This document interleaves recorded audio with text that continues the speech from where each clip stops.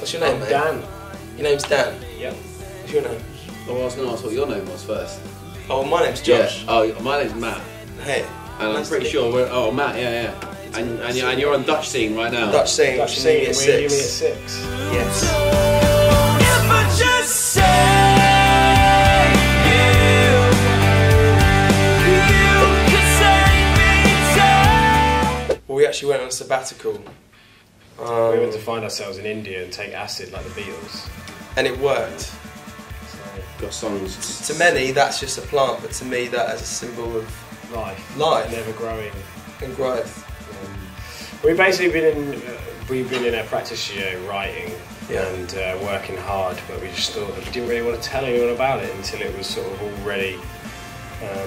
Because we weren't really exactly sure what we wanted to do, what we wanted to sound like, or anything like that. We figured out, we'd had 10 years of the band. We thought we'd calm it down for at least a year, give ourselves a little bit of a nice sort of break at home, time to see our friends and our family and loved ones, things like that, whilst also writing a record sort of back. I mean, we didn't know how long it would take to write as well, so like the record just took however long it took, and then when it was done we were like, okay, well, let's go record it, and now we're here. So yeah, it wasn't a planned 18 months, it was just a sort of...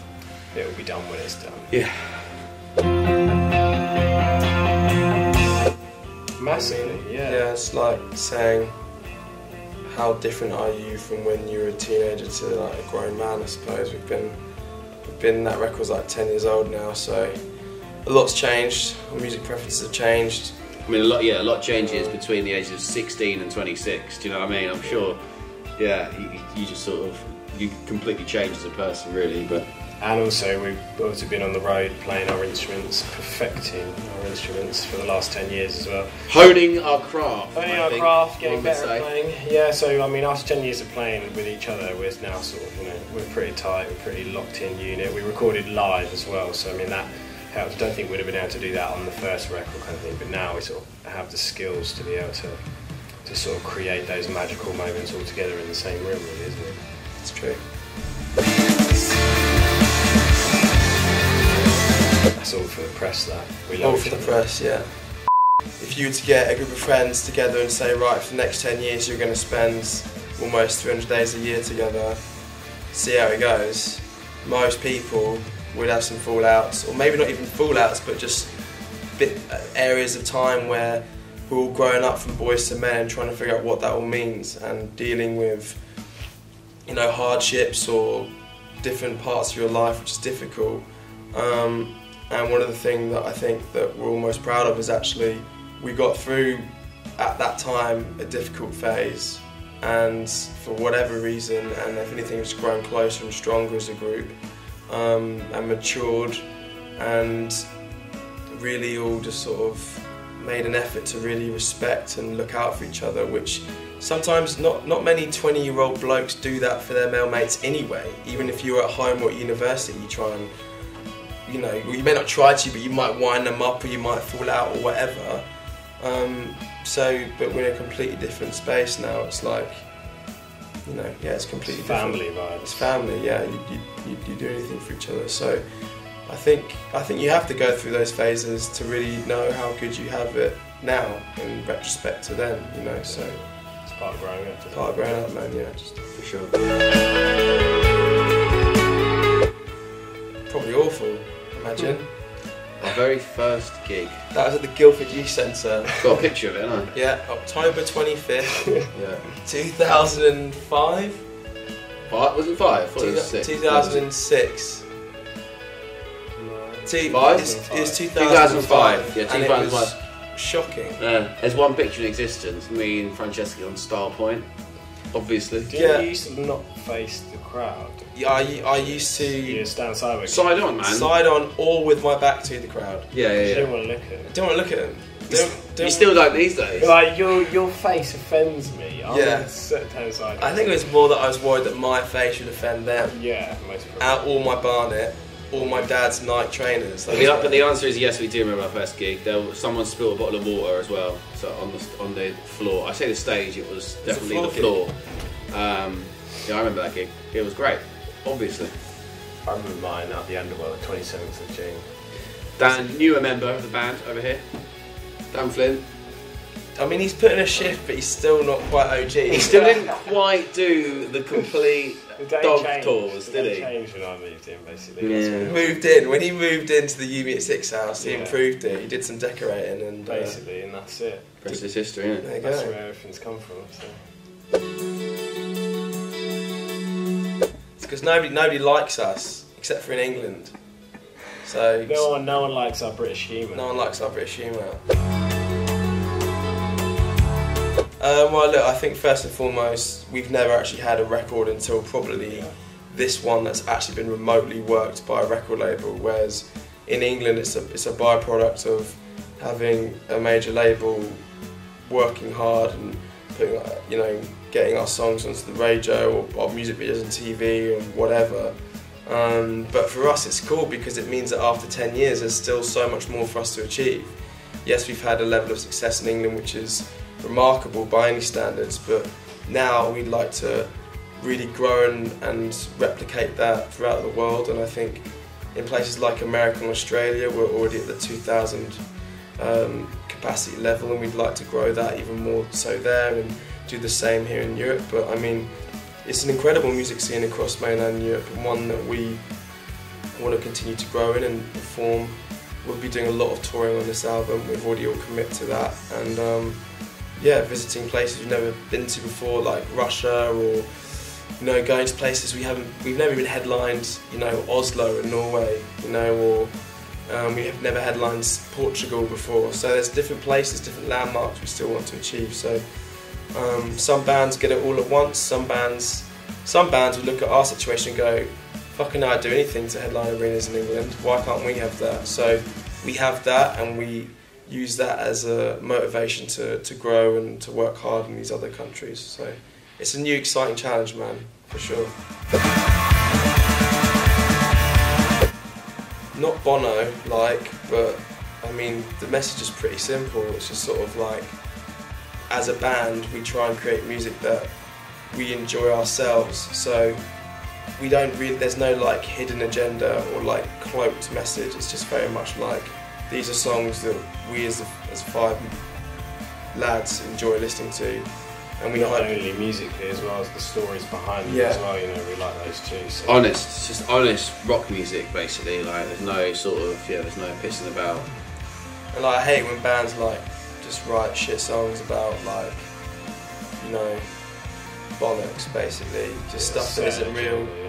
And it's like, I saw a music video of a band the other day and I just thought, oh my god, what is this song about? There's not what is the song about when you can't even identify with like one line of the song of being remotely realistic or remotely sort of like genuine.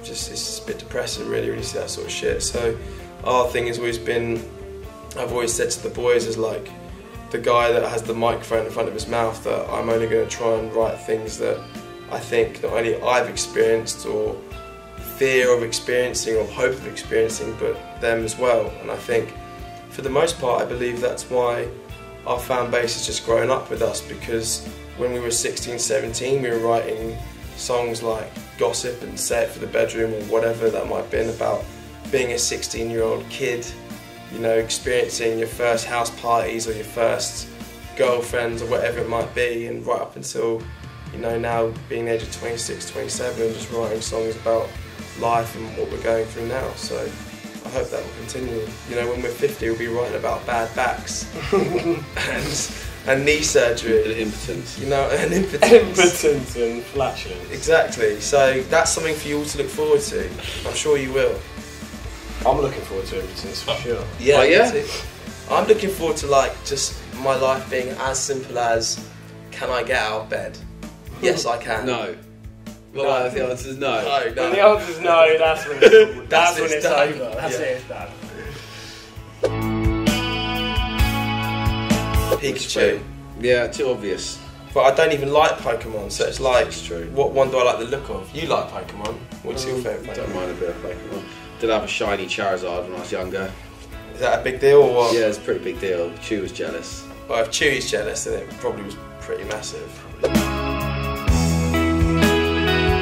No one. Everyone's awful. Except for some of our mates' bands who are decent. It's true though, isn't it? Think about it. Look how many shit bands are there. There's so many. There's a lot of shit bands, but there's a few decent bands we look up to. I mean, we respect bands like Kings of Leon, Foo Fighters, Biffy Clyro, Our Boys and Bring Me, yeah, Foals, Catfish. There are some good bands, but for the most part, you have to go way backwards to find bands that actually can inspire you now. Yeah. You know, we're talking Beatles, Rolling Stones, Led Zeppelin, Black Sabbath. Like those are bands that I look and go, fucking hell, they knew what they were doing. But some of the shit that's out at the moment, it's like, what's going on there? 2016. I like. What's been happening in 2016? I liked that. I like the Catfish record. Yeah, That came out. a couple of tunes on that Blossoms record are pretty good. I liked. Bring Me was 2016, wasn't it? No, That Spirit, no. New Biffy Clyro record's great. Actually, the new Biffy Clyro record is probably for me actually best record of 2016 so far. Views by Drake. Skepta. Black Foxes is alright. You like Black Foxes, don't you? The Avalanches came out with a weird new album that was quite cool. I think we only had to pick one. We gave you a selection. They're not Biffy groundbreaking. Clyro. Nothing's groundbreaking so far, is it really? You just got to wait till January next year, I suppose. January 13th. Mhm. That's when the real money comes. To who? Well, hopefully us. So. Potentially. Well, we all have pets, so we'll start with you. I've got a cat called Keith Moon. Got some legs, I play drums. So. Got a dog called Harley. I also have a dog, she's called Matilda. And if you put them all in the same room at the same time, I'll have a Shit kicks off. We've never done it. No. Matilda and Harley have like. She was young at the sniffed around time. each She other. was young. But every time Keith and Harley look at each other, Not fans. Yeah. my dog is a French bulldog, and they're renowned for being like they look constantly confused and like they don't know what's going to happen. Like And- father, like son. Exactly. My cat's just an arsehole basically, so he's really nice to humans, Yeah. but any other animal is just like really horrible to. There's Yeah. been some moments where Chases cats out of the garden. Matilda Yeah. chases cat. She ended up down the pub the other day. She literally ran in the George. What? Yeah. And From your mum's house? Someone from the George like From brought, Dad's they house? were like, "Where's the dog?" Bringing her back. She's like, "Oh, she came to the pub."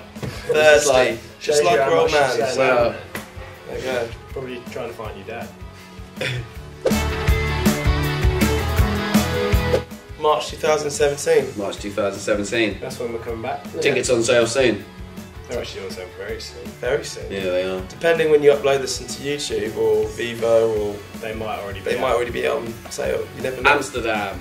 Looking forward to that one, aren't we? Amsterdam. It's in March. We've already said that, haven't we? March. Yeah. Amsterdam. Yeah. Thank you. First and foremost, thank you for Always A, thank coming you. to the shows. Be kind to each other. Kind to each other. Yeah. Good karma. Good karma. Don't mug each other off on the internet. No. Most of the time. Yeah. Don't troll. Be nice. Be nice to each other. Yeah. And our album comes out Friday the 13th in January of 2017. So please pick Friday 13th. Maybe, yeah. If you're superstitious, you might like that one. Stevie Wonder's gonna love it. Why is he gonna like it? Superstition. Oh right. Sorry, I thought you'd taken it to a dark place. Never mind. Underdog, just look at the mess you made. Dankjewel voor het komen. Kloot. Dankjewel voor het komen. No, that's wrong, isn't it? Don't worry, I'll stick to English. Okay. They'll know what I mean.